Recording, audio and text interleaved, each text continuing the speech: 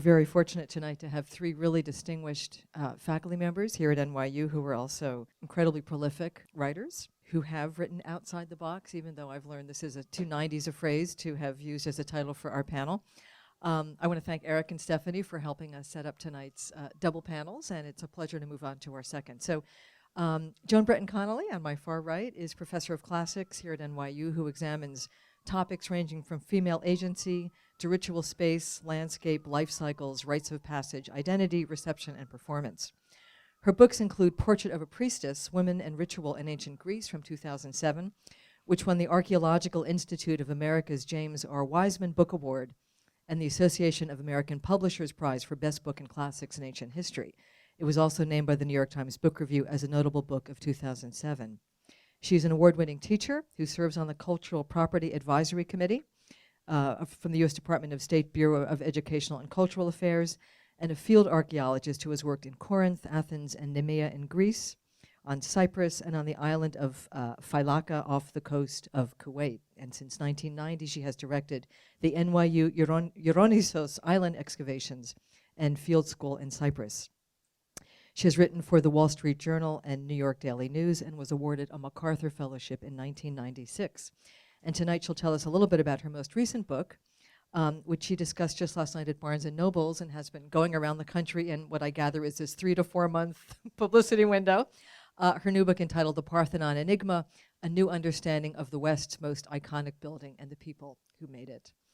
So we're looking forward to hearing about this work published with Knopf this year.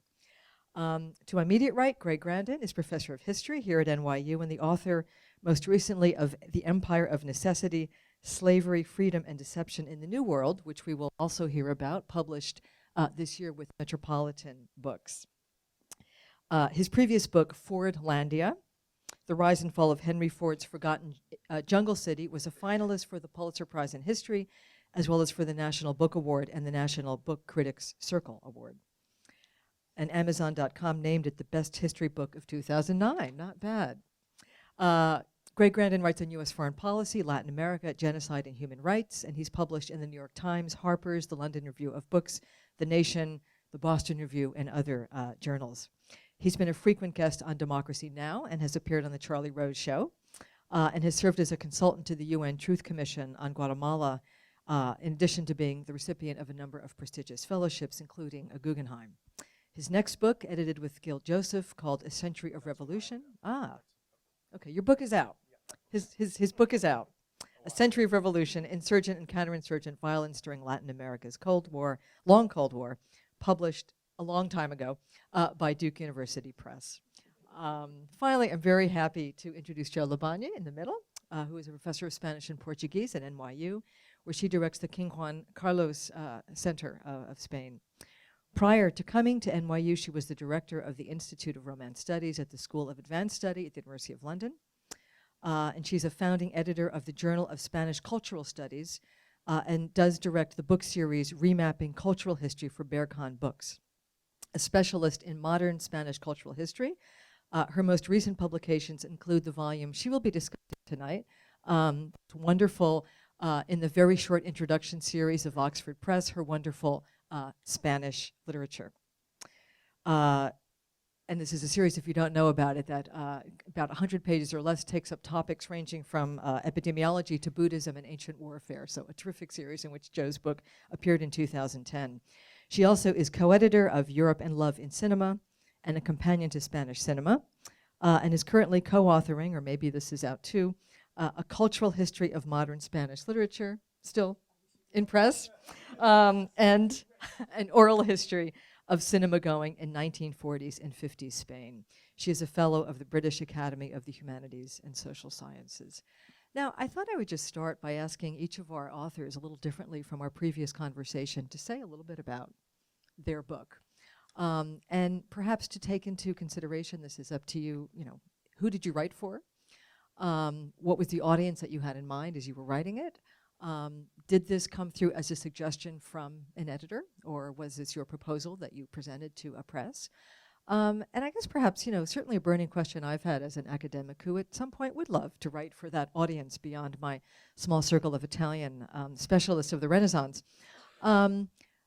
Did you get, and having read all three of your books, I think I can certainly say yes to this. All of you speak to what I would consider burning contemporary issues, issues this is no longer working, that certainly concern a public today. And I'm wondering if you feel, as you were thinking about that, as writing your books, which are also compelling narratives, and we've heard how important narrative is in terms of trade books, whether or not thinking about issues that are important, in the here and now, really do help to drive a book that will somehow transcend this box we are talking about tonight as academic publishing. So there's no particular order. I would love for each of you to maybe say a little bit again about this particular project and perhaps one or several of those issues. First, well, this grew out of an idea that was the result of working on my Greek priestess's book. I was staring at two pieces of evidence, working on a totally different project that collided, and that made me realize in a sort of aha moment that in fact this had incredible implications for understanding the Parthenon, which was not the subject of my book. So I couldn't finish my priestess book until I figured out who the woman in the middle of the Parthenon frieze is, who was always called a priestess. But looking at the iconography of priestesses across archaic and classical Greek art, she did not have the attribute of priesthood in her hand, and so this started, the anomaly is always the thing that gets you. So tracing that anomaly, I realized I couldn't finish that book until I had sorted out who she is. I knew was a big idea from the minute I had it, because it flew in the face of what we have believed about the Parthenon for 230 years. It is quite astonishing that in my field, we stick with a paradigm that was first laid out in the 1780s. And it has almost never been questioned.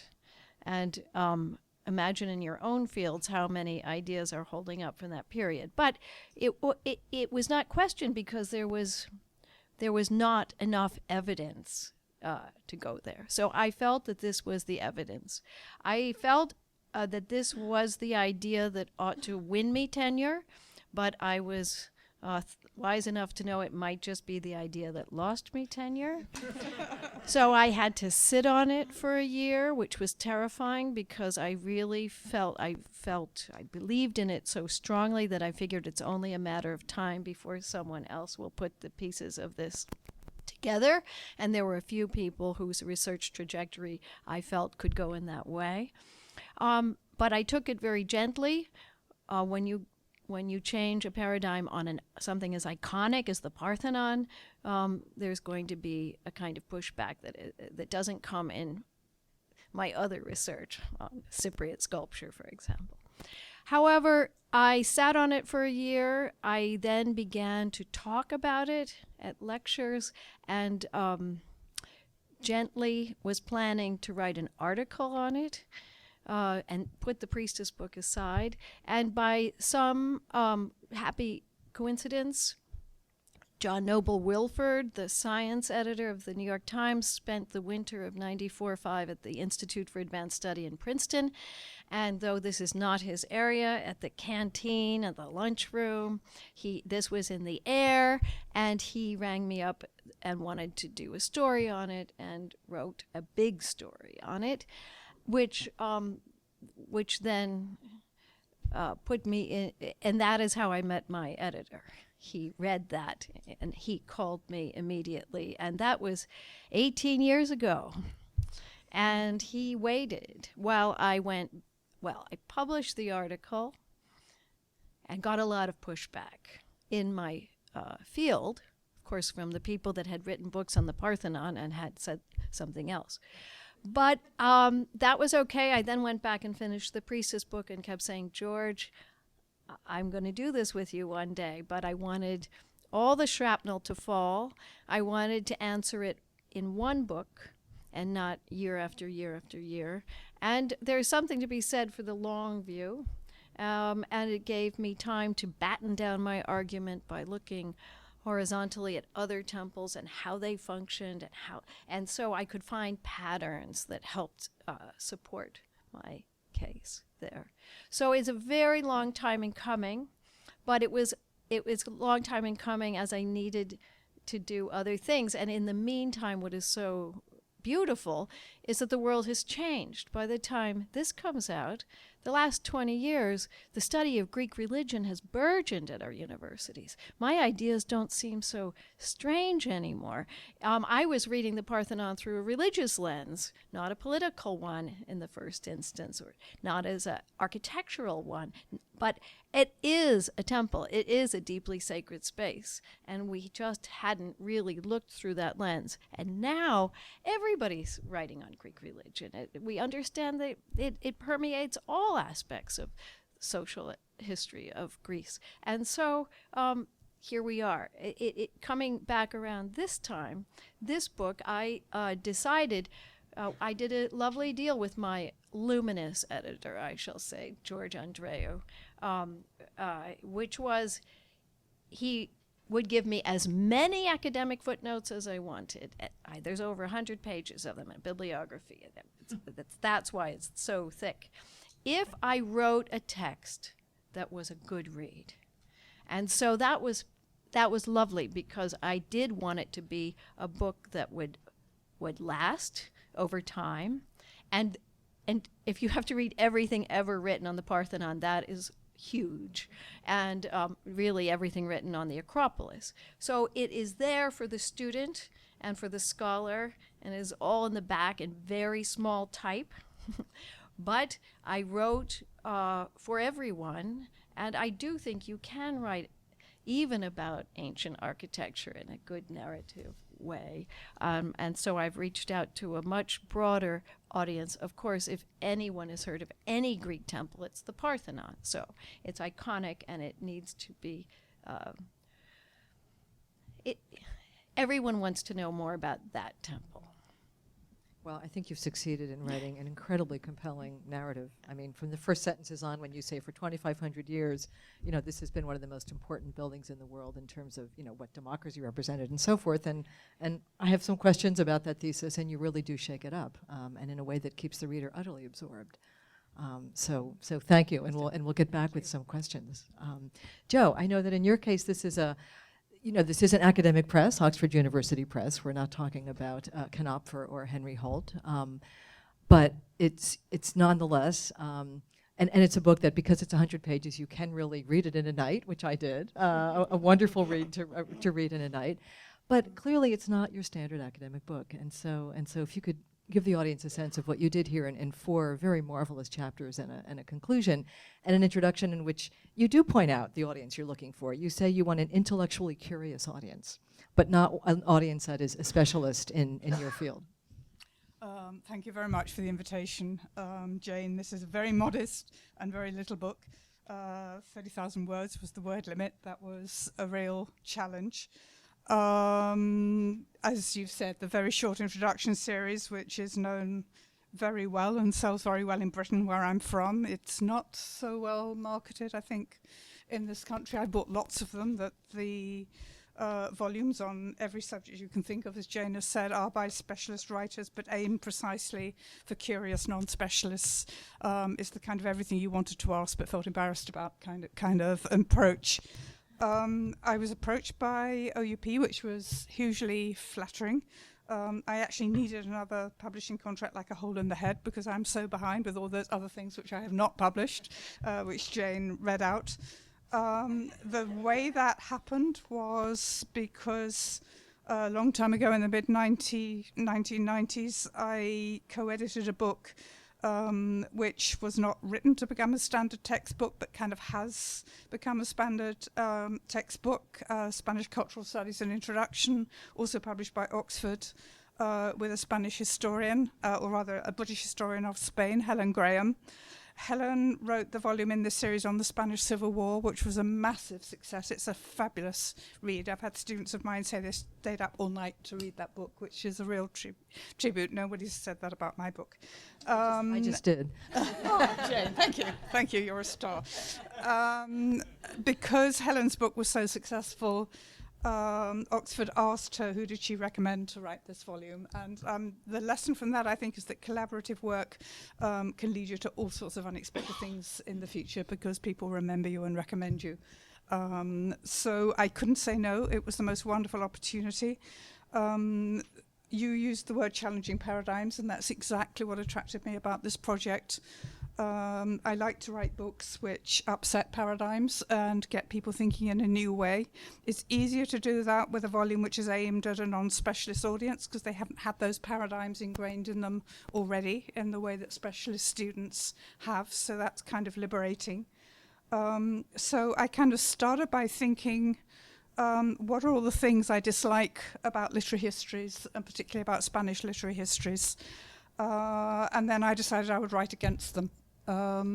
It took me a while to get a voice. I had a first chapter which I just scrapped. It was going much too leisurely, and it just became a paragraph of what became my introduction in the end. So it wasn't easy to deal with something that was so concise.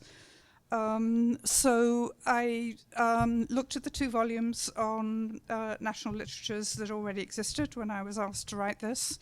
One was on German literature. It was a straight chronological run through different literary movements, and I thought, boring. I don't want to do that. I don't want to do something which is a closed system where literature seems to exist in a cultural void. The other one was on Russian literature by Catriona Kelly. I loved that, but it wasn't quite what I wanted to do. What she did, it was very original, was build the whole of Russian literature round Pushkin's House Museum, which was a tour de force to bring that off, but I didn't want to focus to that extent on one particular writer. I did steal her idea of house museums, and my very short concluding chapter is on notions of cultural patrimony, ownership of culture, where I looked at some house museums and also looked at the way the Republican side in the Spanish Civil War tried to rethink culture from a non-bourgeois perspective as a collective project. What I then did was think about the whole problematic of writing a national literary history, and decided what I wanted to do was really kick back against the national frame of reference, which encourages people to select those texts that are deemed fit to represent the nation. And therefore a lot of interesting stuff, which is messy, difficult, gets kind of edited out. So I didn't want to write a book which was just sort of feel good and comfortable.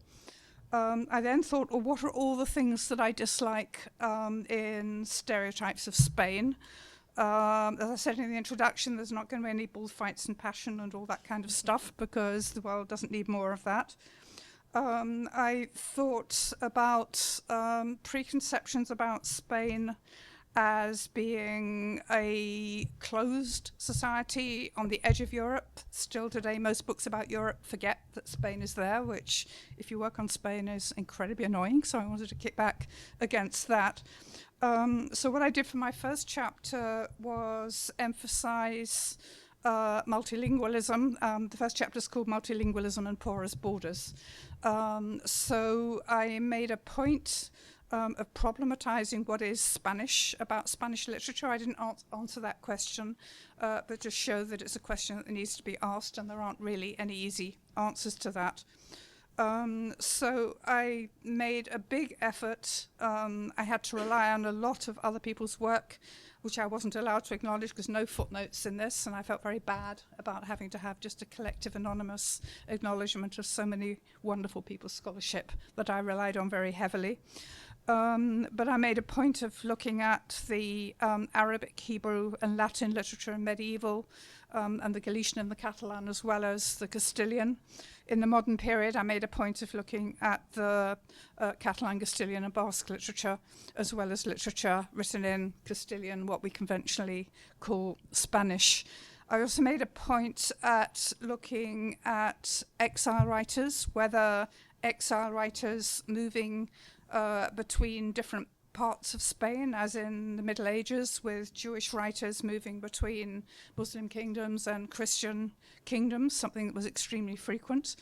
and in the modern period looked at, well, not just the modern period, right through the whole history of Spanish literature, looked at people who were not necessarily for all their lives living in Spain. In the very contemporary period, I included lifestyle migrants, many of whom are in the States, because I wanted to work against the idea of Spain as somehow sort of exotic and kind of in a little package over there, and stress the cosmopolitanism of Spanish literature.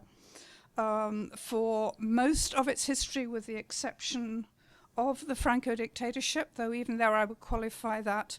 And one of the things I feel very strongly about is because the 40 years of Franco dictatorship did their best to close Spain off to the world, I think it's produced an assumption on the point of view of people who don't know too much about Spanish culture that Spain has always been kind of off the map and not a cosmopolitan nation, and that just is not true. So I kicked back against the closed borders approach. I also kicked back against an idea which has been assimilated in much of what Spaniards write about their own culture, not only what foreigners write, and that is the idea that Spain is always backward and always belated. I kind of tried to flip that round by stressing Spain as a precursor of what we call modernity by looking at what's become known as the dark side of modernity. That is a notion of modernity, and I'm relying on many people's wonderful work here. This is not my idea at all, not my own idea at all. A definition of modernity not as specifically about capitalist technological development, but as emerging from imperial expansion. In other words, going back to the early modern period, which means Spain and Portugal get there before the rest of Europe. I also relied on work, some of it done by my colleague at NYU, Gigi Dopico, on the Inquisition as a modern project, producing religious homogenization, which was a precocious attempt to impose something approximating to what in the 19th century became called the nation state. Hobsbawm talks about the precociousness of 15th century Spain under the Catholic kings in having already an idea which is not that dissimilar from the 19th century idea of the nation state. And particularly I looked at how, this is relying on Gigi Dopico's work, the practice of enforced confession in the Inquisition produces a precocious modern sense of the self. So I tried to look at how the darker sides of modernity, what has given Spain a black legend, actually were producing modern sensibilities that were achieved in Spain. Spain invents the novel, after all, in the 16th century with the picaresque novel, which is always a confession by a rogue to an authority figure. So you've got this confessional self-consciousness absolutely driving Spanish literature. I might just jump in for a second. I just wanted to note that as you're contesting all these paradigms in a very short space, you're right, you don't have footnotes, which is really interesting. You do have further reading, yes. Which I think is key. But one question I might have for all of our panelists is, this issue of the footnotes. Joan mentioned that her book would be much thinner if she didn't have some notes in there. And Greg, you have. You do an interesting thing, and I'd like you, and Joe, I'd love to get back to some more details of your book. I'd like to give Greg a chance to briefly talk about his, but you have both notes at the bottom of the page, but you also have tiny notes, maybe like Joan, in the back. But let me ask you, to say a little bit about Empire of Necessity. It's a 9-hour theater act, as you put it, and one that for you came from reading not history, this is a history, but reading fiction. So maybe say a little bit about that. So its takeoff point is a novel, short novella by Herman Melville, which was published in 1855 called Benito Sereno. And it's this wonderful, wonderful story that captures the sense of pending crisis in antebellum America and the years leading up to the Civil War. And Melville tells the story all through this North American sea captain's point of view. He boards a slave ship in the South Pacific, not in the Atlantic, but off the coast of Chile, and he spends all day on board this ship, and he can't see that the slaves are in charge. The people he thought were slaves are in charge. And it's a wonderfully claustrophobic, pressed in experiment in form that's almost the exact opposite of Moby Dick, which was published a few years earlier. When Moby Dick is sprawling, this is really closed in.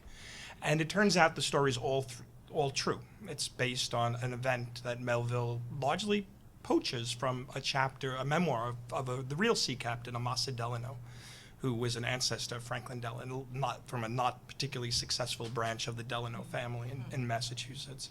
And again, just comparing with Moby Dick was true, but true in the sense that it was loosely based on the sinking of a whale ship by a whale, but it also drew heavily from Shakespeare and Milton, King Lear, and Paradise Lost, where Benito Cereno is pretty close to not quite plagiarized, although some sentences do make it out and migrate out of the memoir into the and large chunks of the documentation that the real sea captain get reproduced in the story.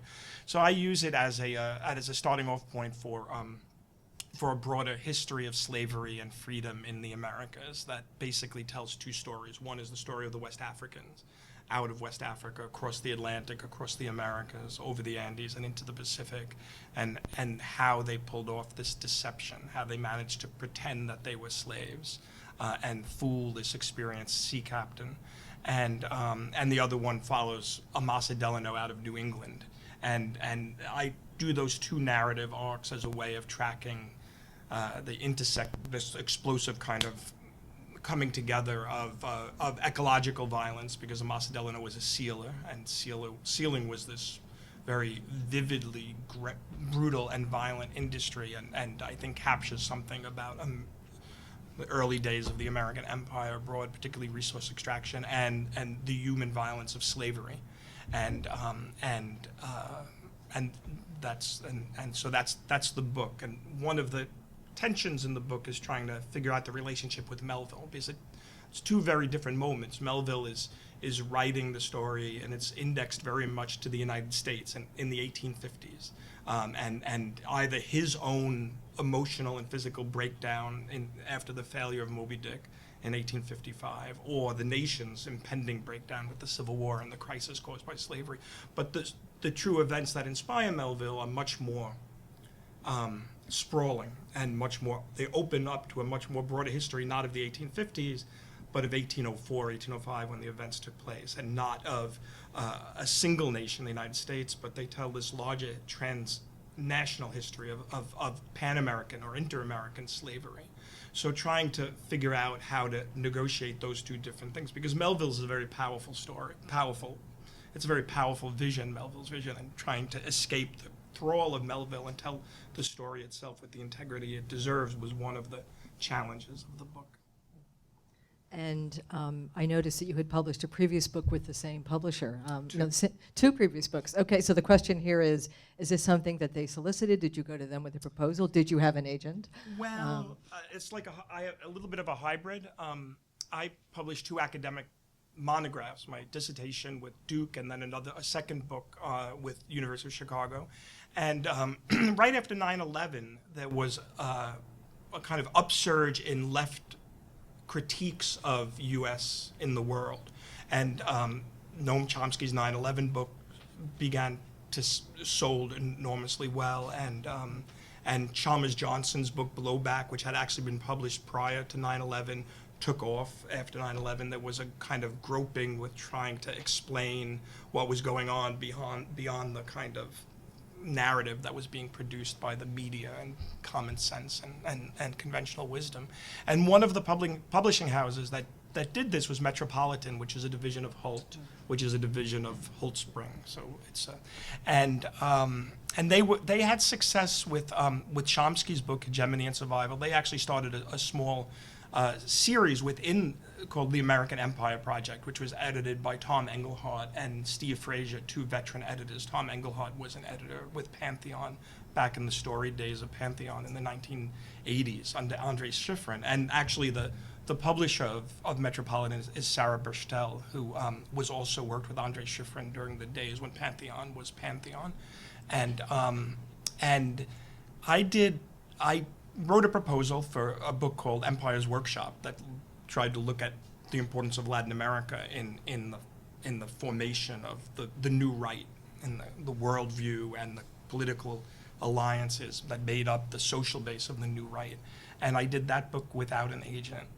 But then I developed a very close relationship with Sarah, a great working relationship with Sarah Burstell, who is just a wonderful, wonderful editor. I mean, I'm often asked to compare the editorial process between academic presses and trade presses, and there's really no comparison. I mean, I've had great experiences with both Chicago and Duke, and the review process is useful to a degree, up to a point, but just up to a point. You know, you get, the book goes out to readers, you get a kind of buffet of suggestions, and you can pick and choose what you want to do, and pretty much, unless it's a big confrontation, work your way around whatever these suggestions are. Working with Sarah was just nothing that I've ever experienced before, ever, in terms of just her ability to her precision in being able to join form and style and content and really get to the heart of things, and so I got an editor for this, agent for the second two books, but it was kind of just not really necessary, because I didn't shop the proposals around. I just did them because Sarah actually helped with the proposals themselves, so she can make the case to whoever it is that she's making the case within Holt. So even though I did have an agent for Fordlandia and at the Empire of Necessity, it really, it's not a typical experience. It really was just the relationship that I built up with Sarah. No, I think what characterizes all three of these books is sparkling prose. And earlier, our editors at the table said, you know, what makes, you know, a book that we want to buy, that we want to sell? Terrific ideas, a really strong narrative, and sparkling prose. And I think that, you know, again, all three of these books in very different ways manifest that. I mean, Greg, you really have this narrative. I mean, you take us through the almost hour by hour, right? But you kind of, you know, around this developing narrative of discovering that, in fact, the slaves are kind of putting on this show, right, for poor Delano, who's discovered them in his seal ship. You spin off into talking about Sufism and slavery, and especially this fascinating sense of, as you put it, the interior lives of these men and women, right, from Africa, who these Western slaveholders had just assumed had no sense of interiority. So you've got this driving narrative of the story, but then you have these narratives that are spawned as you go through. Joan, you know, in your book, you've got, you know, the opening chapter where you take us through the most recent history of the Parthenon, you know, what it's become since the Elgin marbles in the 19th century, but then you take us back to antiquity and these incredible, in some cases, you know, horrible, you know, sacrificial rituals, right, you know, involving priestesses, and young people to be sacrificed that get us, to, you know, as a backwards narrative to the true story of the Parthenon, but in a non-sequential way, I guess I would say. And Jo, what I think you're doing in Spanish literature, as you've just so nicely said, is, you know, you're fighting against all these paradigms by writing your own non-linear, you know, non-chronological narrative, and yet a narrative that insists on the multinationalism of Spanish literature. But in all three cases, the writing really does sparkle. And I guess Jo and Joan, if you could just say a little bit about your experience with, you know, with the writing. How many drafts did this take until your editor said, okay, we're ready to go to press? Well, I really started writing this 18 years ago. So, I mean, in spurts. Well, 18 Augusts I wrote it in, because I'm a field archaeologist. I teach all winter, and I dig May, June, and July. And so I have August really to craft words in a way that I like to do. So millions of drafts. Millions.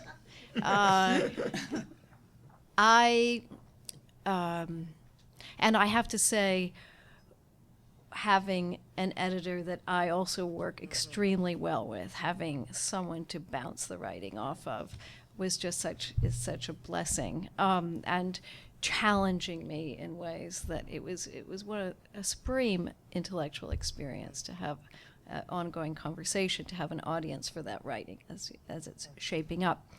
I had, you know, at the core of this book, the way I gave a lot of thought to the structure, because I wanted to tell the story through ancient eyes. I wanted to get rid of all those filters and layers that stand between us and antiquity, that cloud the view. And yet I wanted to make reference to the reception of the Parthenon as well. And I don't think you can write a book about the Parthenon today and not mention the reunification of the Parthenon sculptures, i.e. the Elgin marble. That's the elephant in the room. And if you come to the end and you haven't said a word or you don't weigh in, every time I give a talk at the end, someone in Q&A says, and what do you think? Because they want to know, because you spend your life thinking about the Parthenon. What do people that spend their every day thinking about the Parthenon think of that issue? But I didn't want it to interfere with the main purpose of the book, which is this major paradigm shift. In short, we have viewed the frieze of the Parthenon as a historical snapshot of 5th century Athenians, a kind of Periclean selfie, as it were, which completely flies in the face of all other temple decoration, which always took its subject matter from myth. We just didn't have a myth to fit. And unfortunately, in a way for me, the myth I found to fit is one of virgin sacrifice, dark, it was like taking away people's icon of democracy and replacing it with something barbaric. So you see what a challenge this is. And so I told Knopf I want a dark cover. I want it to be black. I want it to be a nightscape. I don't want it to be a shiny white temple against a blue sky. We are going to a dark place in this book, and it's one that is surprising. So it was reinforced. There are also some stars on there because I talk a lot about catastrophization, which is when heroes die and are set up into the sky as constellations and stars. So I also wanted it to be, I wanted it to have a literary skeleton and not an academic one. I didn't want it to have a dissertation-ese somewhere behind it. So I lifted a structure which I never intended to reveal, ever. I did it for me, not for as a kind of device for sharing. But since it has confused some people, this is a book ultimately about a great monument and memory. Monuments and memory, and I might add ruin, all together. And that's the great book of the 20th century, and this is Brideshead Revisited, Monuments and Memory. So just as Brideshead has a core of a book that stands on its own, and the prologue and epilogue you can take away, and the book doesn't need it, that's where the narrator comes in and says other stuff. I decided to slip in everything about reception, Parthenon, Elgin marbles at the beginning and the end, and to not interfere with the core of the book. And I took the decision never to mention that, but in the epilogue I do quote from Tintern Abbey, because Evelyn Waugh's inspiration for Brideshead was Wordsworth's Tintern Abbey. So I figured anybody that reads a lot might figure that out and might just say, wow. But also it was a very apt quote from Wordsworth about, I cannot know who then I was, and how difficult it is, the muddy stratigraphy of memory, and how we can't even remember what we were like when we were younger. How can we ever expect to know what was in the heads of the people that built the Parthenon? So I did want to have it have a good skeleton, good bones. I wanted it to have, I felt that if I just wrote chronologically, it would smack of an academic book. And I wanted it to be a good read, and I wanted it to live forever. I wanted it to be a book, I mean, as I tell my students, if you get stuck and can't write well, pick up a well-written book and read it. And for years, I always picked up Emily Vermeule's Greece in the Bronze Age, which is so beautifully written, even though archaeologically it's out of date. But she wrote so beautifully, and she was Emily Dickinson. Townsend Vermeule, she was a descendant of Emily Dickinson, but took such care in the writing of that, which is an archaeological book, which is so beautiful, the language of it. And a book like hers, written in the early 60s, is still selling, is still there, is a classic in the field. And so you can aspire to do these things, and the writing I really minded about a lot. I agonized over it, but I hope it pleased. Succeeded, beautiful. Jo, how about your writing process? Was this a back and forth with your editor, with yourself? No, it was kind of the opposite from what you said, actually. I did the research and the writing in 3 months of one summer. I didn't go anywhere. I didn't see anybody. I just built book mountains, worked my way through them, which is my idea of paradise. As I've said, it took me a while to find a voice. I threw my first chapter away.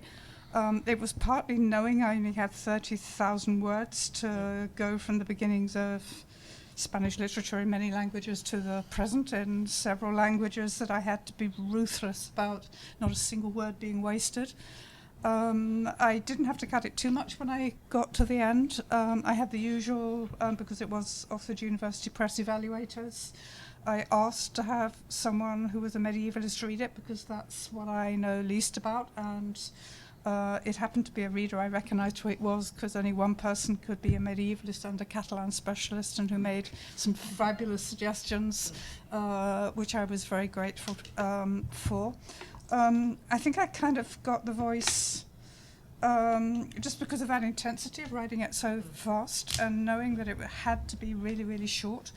Also, it may be I was helped by the fact that I decided I wanted to focus not so much on trying to get back to what these texts were, though I start off by talking about how the key figures of Don Quixote and Don Juan were read very differently in Spain at the time from the way they've been read since, particularly outside Spain. But I wanted to concentrate more on recent debates that made these texts connect with things that readers today would be interested in. And I think the key thing is I just wanted to make Spanish literature interesting, and you have to find a voice to make something interesting. I mean, you certainly did in and of itself. I think you also, there's a wonderful 2-paragraph portrait of Lorca in New York, right? His father sending him here because he thought maybe he could escape some of the problems he was facing in Spain. And you said, yeah, there he was in the smack of Riverside Park in this incredible, homosexual culture, which, would change Lorca forever. And his father didn't know what he was getting into. But so again, you give wonderful, it's just great snapshots, amidst this wonderful, powerful, unfolding sense of Spanish literature. But as you pointed out yourself, and both you and Joan obviously fought against this, you didn't want to be strictly chronological, right? You were fighting against that too. Well, my main goal for the rest of the evening is to get the phone numbers of Sarah and George. But I'm sure people in the audience have questions. And let me therefore see if we have any questions from our fans until we go and have another drink. This is for all 3 panelists. You have the wonderful support of Jane. I wanted to ask about your departmental reactions. How have your colleagues within your respective departments responded to publishing a trade book? And what do you think the pros and cons of a non-tenured faculty member would be? And then bringing it back to you, would you have done it sooner? I have to say I have a lovely department, and everybody is excited and happy, as far as I can see, that I've done this book with a trade press, and so no issues there whatsoever. I would say that my Portrait of a Priestess book was my promotion to full professor book, and at the time George was interested in that, but I said, George, I have to write this in a different way. This is going to be read for promotion. So, there has to be a statement in the introduction of my methodological approach and all the sorts of things that would be no-nos, perhaps, in a trade press book that way. So he understood that, and I did it with Princeton University Press, and they did a fantastic job. I'm just very proud and thrilled with that book.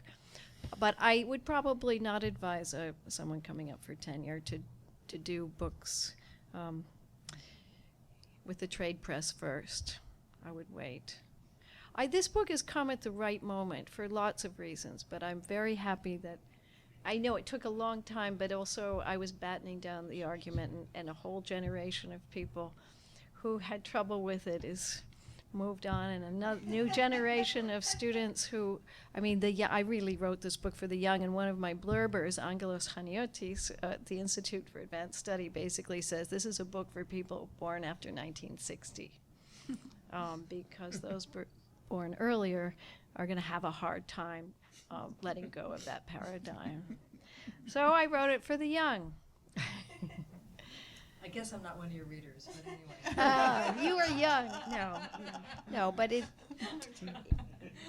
It worked for me. Let's put it that way. excellent. Thank you. Jo.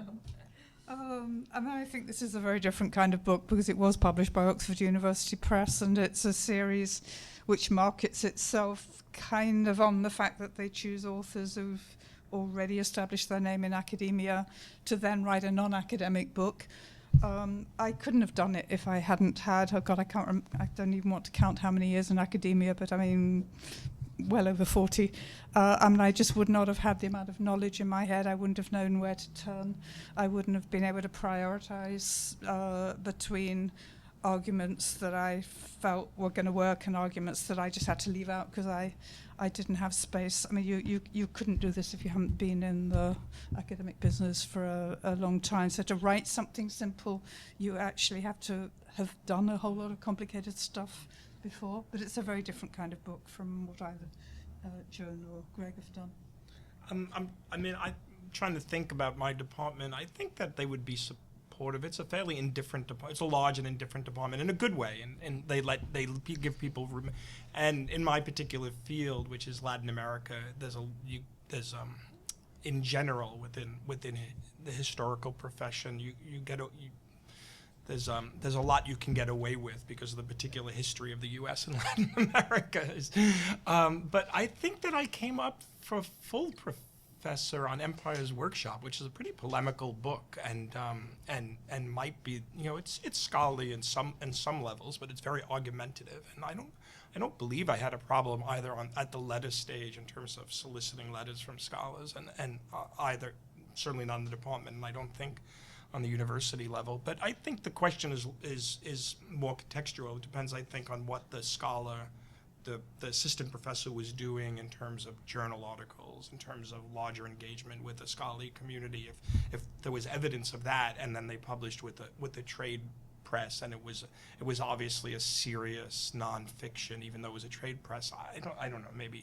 Maybe Jane might have a different sense, but I think that would be okay. And then the larger question, of course, is the blurring of the lines. I'm sorry that the first panelist left. It would have been nice to have a little bit of discussion. It seems like there's a blurring of the lines between university presses and academic presses, at least certainly in the direction of university presses being more, a lot of pressure to publish a middle list and above in terms of they don't have subsidies from the university, so they're pushing for better selling books. And I don't know if the blurring is from the other direction. I don't know if necessarily trade presses are moving in the direction of university presses. But I think it would depend on the context and the CV and the evidence of other scholarly engagement beyond a particular monograph. Yeah, I guess my question is how far writing these kind of books would influences your more academic writing, because it seems a little bit like if we think about the whole crisis of the humanities, an interesting aspect that in a way I'm going to just formulate it really extremely, that writing a book that's more approachable will give you a problem with getting tenure. So how far is that not evident of a problem with the humanities in general?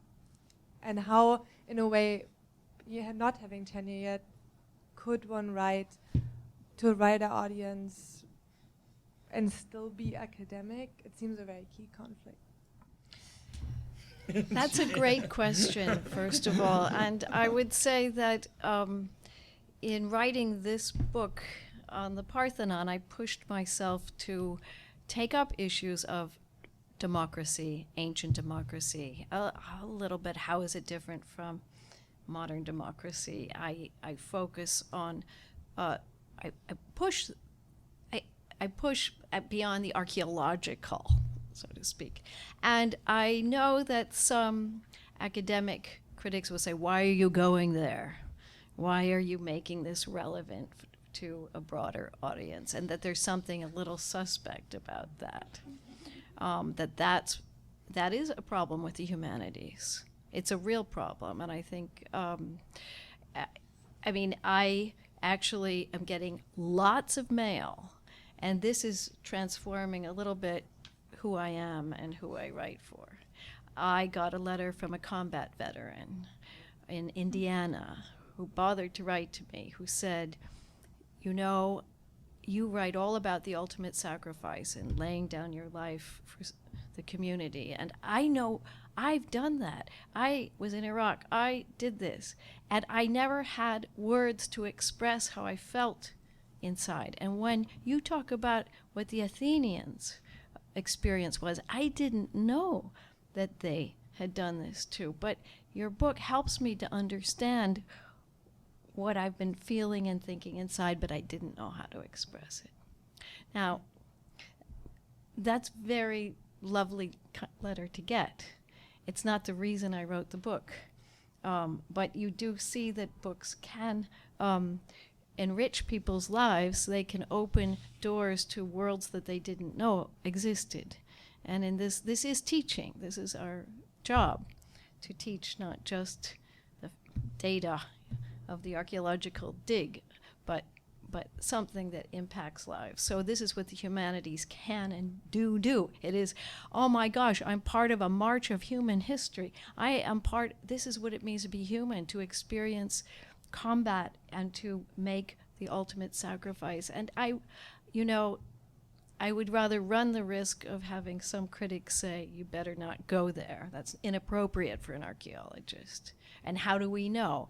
And that dirty word, imagination, you can't bring too much imagination to the data, the evidence. But if you're going to get beyond a data dump, just throw your note cards in between two covers. I mean, the glue that holds, how do these pieces of evidence interact with one another? What is the world, the glue that holds them together? And of course, the business I'm in, there are no certainties about antiquity. Even the things we think we know, we do not. So, but to never go there, to not put into high relief. Yes, the Athenian focus was on sacrifice for a collective good. And here, by the way, I was utterly informed by reading Danielle Allen, the political theorist book, Talking with Strangers, a book not about antiquity, but about why sacrifice is central to the democratic system. So it was by reading a book, The Contemporary World. Of course, Danielle is a learned classicist as well. But that was, great. I'm not taking away their symbol of democracy. I'm enriching the symbol of democracy, because if that scene of virgin sacrifice over the door is a metaphor for what makes Athenians different from other people of their day, even the royal family, the elites, the 1%, is involved in making that sacrifice. This is a society that doesn't leave the sacrifice to be made by the others. They show that the early king and queen of Athens and the royal family made that sacrifice. That is at the heart of democracy, as Danielle Allen would say. And it gave me a way to not take away, but to say it's even better than we thought. I'm intrigued to hear that you all had editors, because my understanding, my limited publication, and I've only published with university presses, but everyone I know has had the same experience, nobody has editors. You get a good copy editor, but nobody has editors, which is why books are so thick and have so many extra words that they don't need. There's nobody out there watching, keeping track of the henhouse. So how come you all had editors? I think that you're right. I think that is the experience. It's certainly the experience in university presses. My experience with Sarah Bechtel is unique. I think Sarah comes out of academia. She was a professor of comparative literature before she went to work at Pantheon, and also I think her I see her and her imprint as a mini Pantheon in some ways, and she works very intensely in rewriting, and not rewriting the book, but in exactly the way I think editors are supposed to do it, in terms of figuring out what it is you're trying to say and pushing in a certain direction. But my sense is that you're right, is that that's a unique, increasingly isolated experience, or people's experience, even with trade presses. Because I was doing mine for Oxford University Press, it was the usual thing. I had a very supportive editor, but it was the publishers' readers who made most of the suggestions. But I did want to mention that I think helped is that I worked for several years in publishing, trying to avoid becoming an academic. So I'm used to being an editor myself, and the fact that I edit a series which has nothing to do with Hispanic cultures at all for Bergham Books, which is a publisher kind of halfway between generalist and academic. I work very carefully with the people who send manuscripts for that series, so I'm used to being on the other side as well, and that may have helped. I have a great little story to tell just as a way. I was speaking with an editor at Verso, and not to single out any one press, because I think this is actually transposable to any publisher. And we were talking about another book, and we were talking about just a book in general that had an interesting argument, but how we both agreed that it needed an editor, how it should have been edited, it could have done this. And then I asked, oh, who published it? And he said in a very Tony Oxbridge accent, well, we did. So I was like, oh, okay.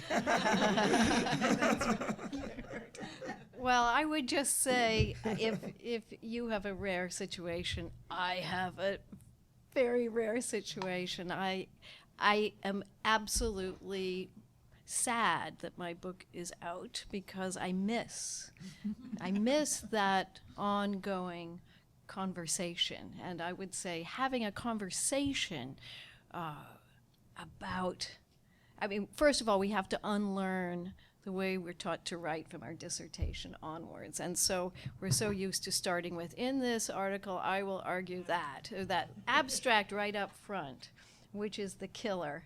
And the first page I got back, the first comment George made, I had to look up the word in his advice. So I thought, oh boy, here we go. I wasn't exactly sure what he meant. He wrote, adumbrate more, reveal less. And it was such a great line.